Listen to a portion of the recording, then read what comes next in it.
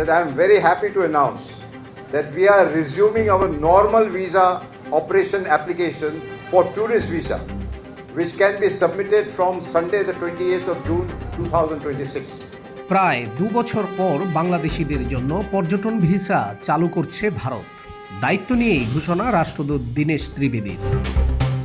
2024 সালের 5 আগস্ট শেখ হাসিনার নেতৃত্বাধীন আওয়ামী লীগ সরকারের পতনের পর বাংলাদেশিদের পর্যটন ভিসা বন্ধ রেখেছিল ভারত।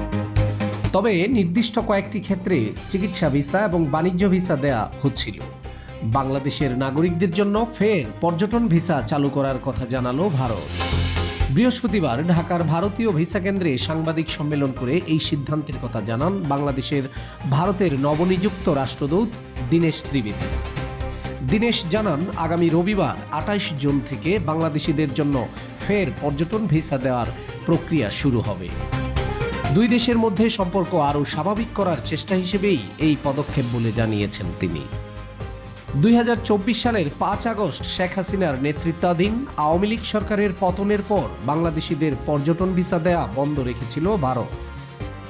তবে নির্দিষ্ট কয়েকটি ক্ষেত্রে চিকিৎসা ভিসা এবং বাণিজ্য ভিসা দেয়া হচ্ছিল। এবার পর্যটন ভিসা দেওয়ার ক্ষেত্রেও বিধিনিষেধ প্রত্যাহার করে নিল নয়াদিল্লি।